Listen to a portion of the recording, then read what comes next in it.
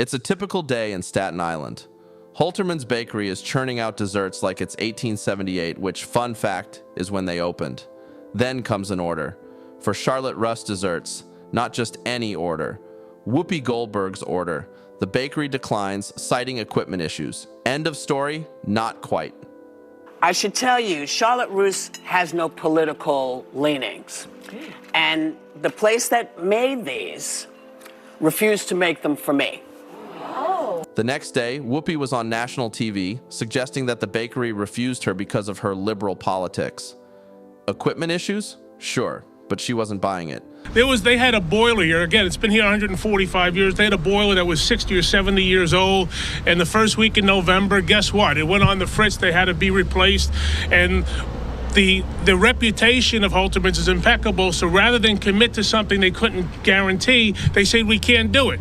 Now, the bakery's owners are in a press conference defending their boilers. Local officials demand an apology. And the bakery?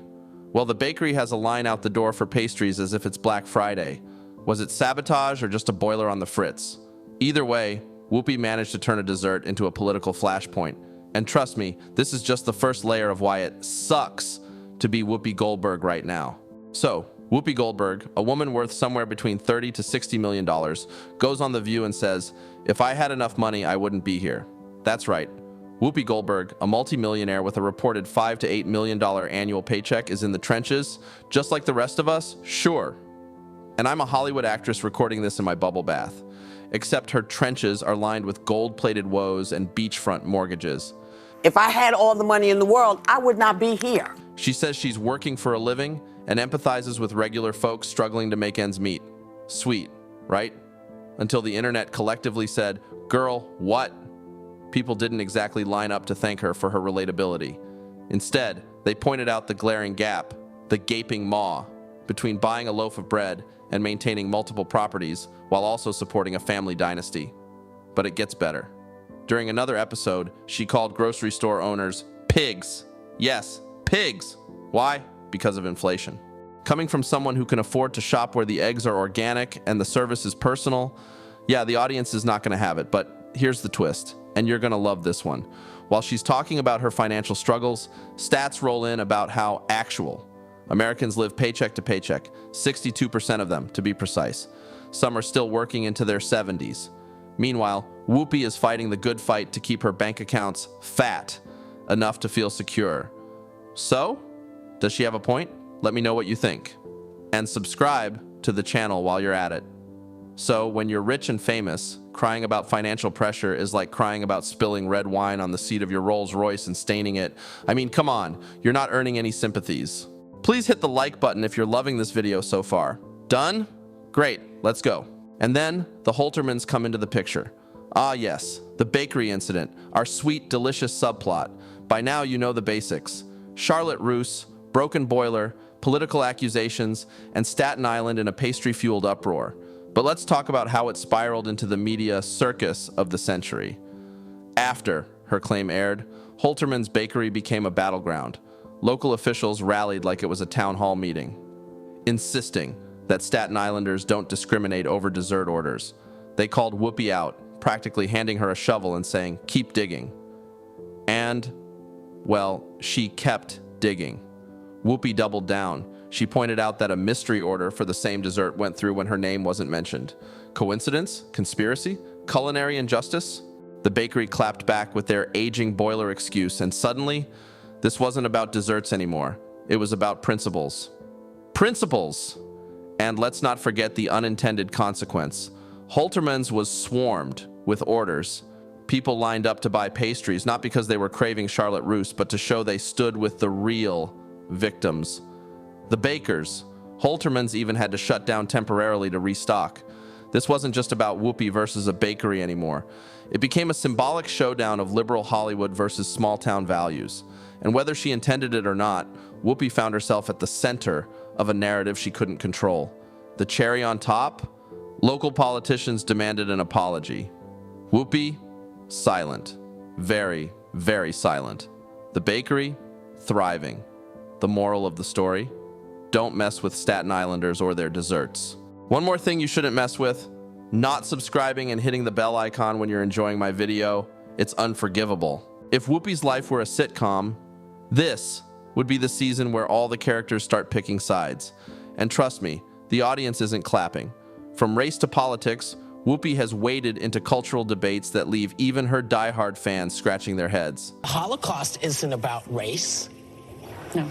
No, it's not about maybe race. ethnicity. No, it's Jews about a different race. But it's not about race. It's not about race. What is it about? Because it's about man's inhumanity to man. Take the Holocaust controversy. She claimed it wasn't about race. Yup, she went there. She said it was just man's inhumanity to man.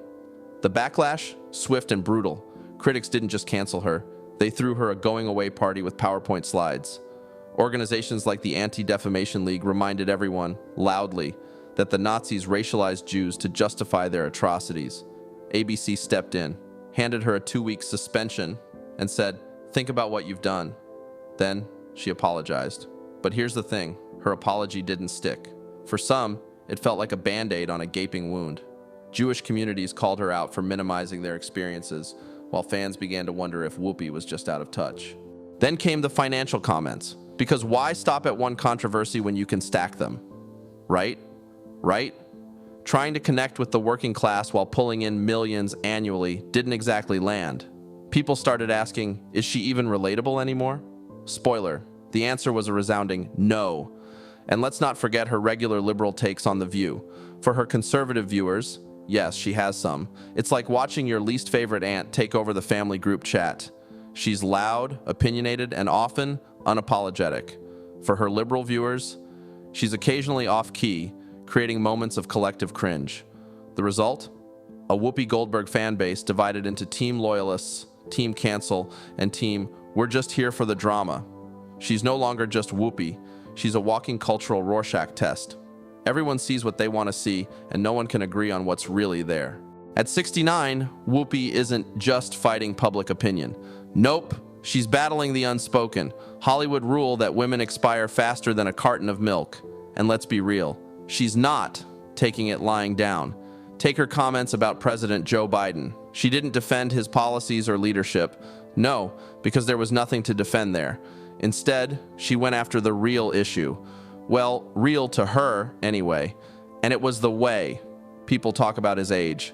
The message we convey to older individuals is appalling, she said on The View. Translation? Society has a bad habit of treating anyone over 65 like they're one step away from a retirement home. But let's not pretend her defense didn't come with blowback. Critics accused her of dismissing legitimate concerns about aging leaders, turning what could have been an empowering moment into yet another debate about her being out of touch. Because if there's one thing the internet loves, it's taking a good point and turning it into a fight. Now, let's zoom out. Ageism isn't just a talking point for Whoopi, it's personal. Hollywood loves its older men. Just look at all those silver-haired leading men still getting top billing. But women, they're lucky to snag roles as someone's grandma or a quirky neighbor. For Whoopi, who's spent decades proving she's more than a typecast, that double standard has to sting. And I bet it stings hard. And it's not just her career, it's her credibility. Every time she speaks, there's an undertone of, well, what does she know? She's almost 70, as if age automatically disqualifies someone from having relevant opinions. Never mind her EGOT status or years of cultural influence. She's constantly navigating a landscape that values youth over experience. Truth be told, this isn't just a Whoopi problem. It's a societal issue, magnified by her platform. She's fighting to stay relevant in an industry and culture that loves to pretend women disappear after 50. And while she's holding her ground, the battle isn't without its scars. Before the controversies, Whoopi Goldberg wasn't just a star, she was the star. She had a way of making you laugh and cry in the same breath, a talent that took her from small comedy clubs to Hollywood royalty. The Color Purple proved she could break your heart, and Ghost showed she could steal a scene with just a side eye. Add a few box office hits like Sister Act, she was untouchable. Untouchable. But here's the thing, talent doesn't inoculate you from scrutiny. No, it doesn't. Sure, Whoopi was an EGOT winner. Sure, she was a trailblazer for black women in Hollywood and a respected advocate for important causes. Yet, her knack for making headlines today has more to do with her missteps than her milestones. where once she commanded respect for her ability to challenge norms, she now raises eyebrows for controversial remarks and questionable takes. The woman who once stood for change often finds herself tangled in narratives that make even her biggest fans cringe. Her legacy? Still impressive. Her current reputation? Harder to defend. And therein lies the rub, the gap between what she was and what she is becoming. Whoopi Goldberg isn't just living through controversies, she's practically starring in her own reality series. One headline at a time. And with every twist, it feels like we're only scratching the surface. From financial debates, to bakery showdowns, to cultural clashes, she's at the center of conversations that won't quit. Whether you see her as misunderstood, out of touch, or just caught in the whirlwind of fame, one thing's for sure. This story isn't wrapping up anytime soon. And speaking of stories that keep you hooked, you'll want to check out this next one. It's even more surprising.